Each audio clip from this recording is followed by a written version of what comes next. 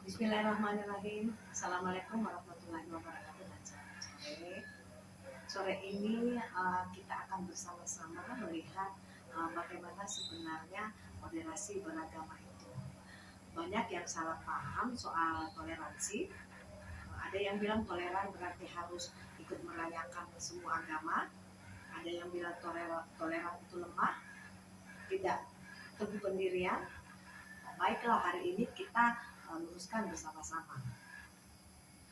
Nama saya Anggriani Amir. Saya adalah salah satu peserta dari PDKT tahun 2026. Saya berasal dari STAI DDI Kabupaten Pangkep. Dan dalam video ini kita akan bicara soal satu hal yang sangat Indonesia banget, ya. Hidup rukun di tengah perbedaan. Indonesia punya lebih dari 300 suku dan 6 agama resmi. Kita ini negara dengan keberagaman yang luar biasa, ya. Dan justru karena itu kita perlu satu sikap dalam menjaga semua itu tetap harmonis.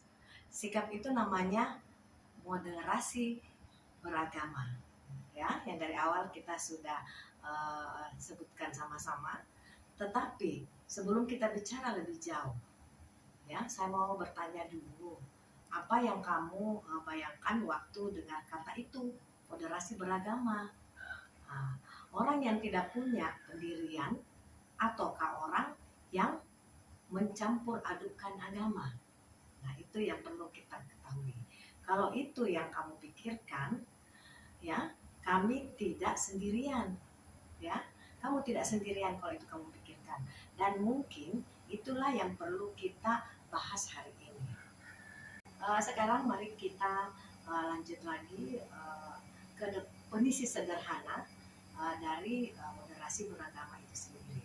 Menurut Kementerian Agama Republik Indonesia, moderasi beragama adalah cara pandang, sikap, dan perilaku yang selalu mengambil posisi di tengah-tengah, ya. Moderasi itu atau moderasi beragama itu selalu mengambil sikap di tengah-tengah, ataukah biasa orang bilang saya tidak berpihak ke kiri atau ke kanan, saya ada di tengah-tengah saja, ya. Tidak ekstrim ke kanan dan tidak juga ekstrim ke kiri. Artinya kamu tetap ada di tengah, teguh dengan berada di tengah dengan keyakinan agamamu sendiri, ya. Tetapi kamu juga menghormati orang lain yang berbeda keyakinan tentunya. Bukan berarti kamu ikut-ikutan agama mereka, tidak.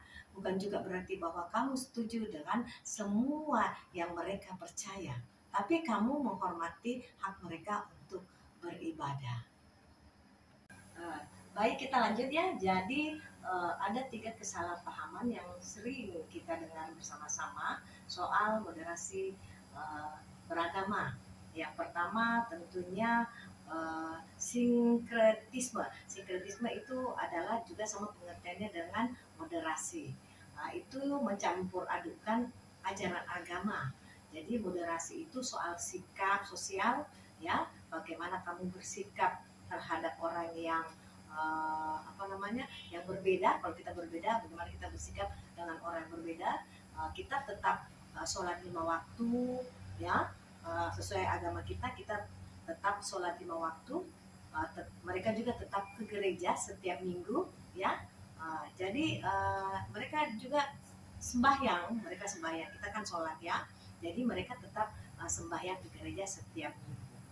Tapi kita tidak mengganggu orang lain yang melakukan hal yang sama untuk agamanya.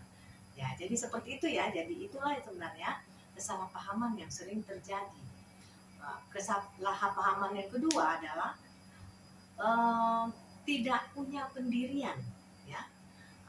Justru sebaliknya, orang yang moderat punya keyakinan yang kuat. Mereka tahu apa yang mereka percaya, ya. Tapi mereka juga tahu bahwa bahayanya memaksakan keyakinan kepada orang lain, ya. Jadi bukan cara yang benar. Kesalahan yang ketiga ya itu tidak tidak bangga dengan agama sendiri.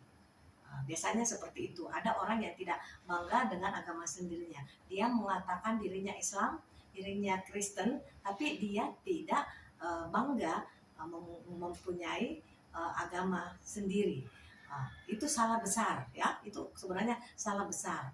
Kita bisa sangat bangga dan taat beragama, sekaligus sangat menghormati tetangga, ya, yang berbeda agama. Keduanya itu bisa berjalan beriringan.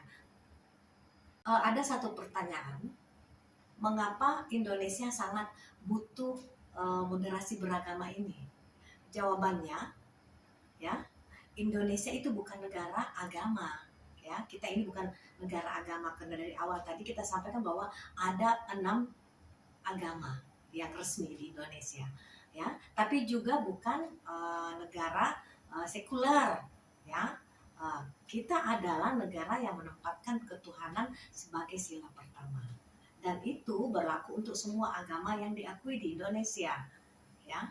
Dari Sabang sampai Merauke kita hidup berdampingan di satu RT. Biasa ada Muslim, ada Kristen, ada Katolik, Hindu, Buddha, dan kadang ada Konghucu, ya. Dan selama ratusan tahun nenek moyang kita itu sudah berhasil menjaga kerukunan itu. Tapi kita ini hidup di era modern, medsos, ya. Kita hidup di negara modern. Kita menggunakan medsos. Jadi dengan medsos itu kita biasa lihat banyak provokasi yang bisa menyebar dalam hitungan detik. Itu tentunya bisa dengan cepat, ya. Yaitu dengan cepat mengadu domba kita, ya. Seperti itu.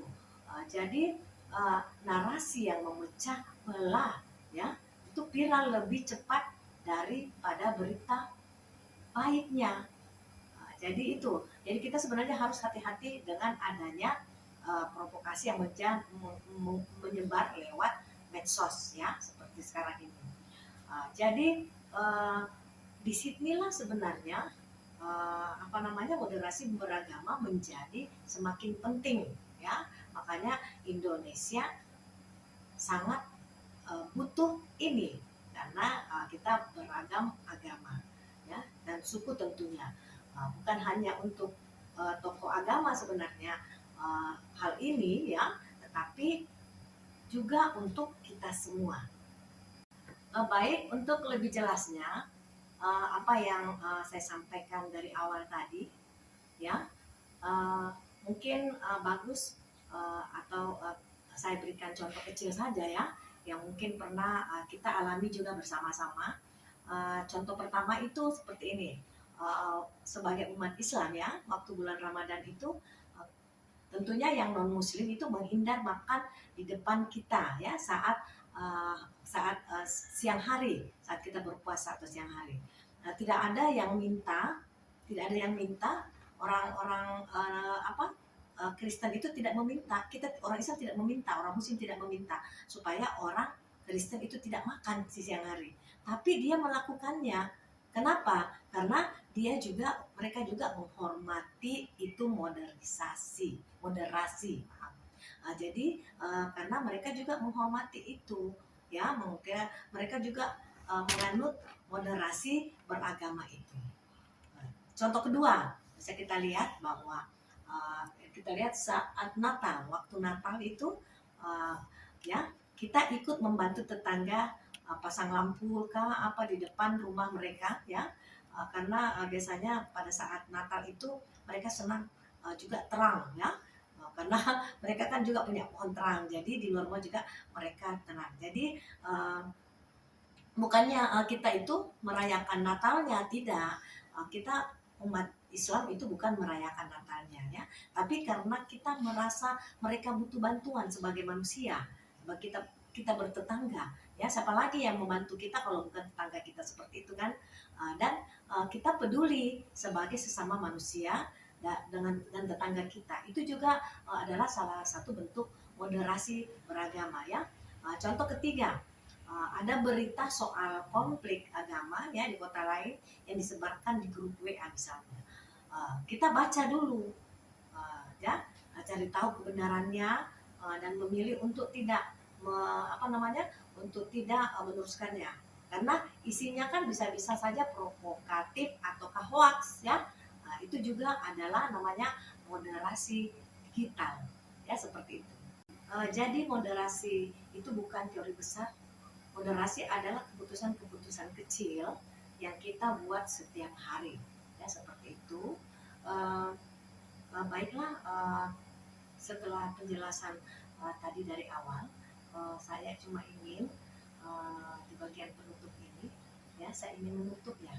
Jadi moderasi beragama itu bukan soal melemahkan imanmu ya, bukan soal memberikan bersikap abu-abu, dan bukan soal kita punya pendirian ya, tetapi moderasi itu adalah kekuatan ya, kekuatan untuk hidup berdampingan dengan damai di negara yang luar biasa beragam ini.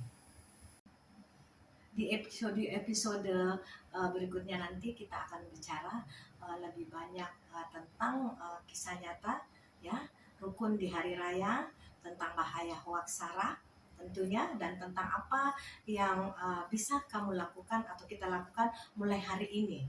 Tapi sekarang ya, saya mau tanya ke teman-teman sekalian, pernahkah Anda punya momen sekecil apapun ya, di mana kamu atau orang di sekitarmu itu menunjukkan moderasi beragama?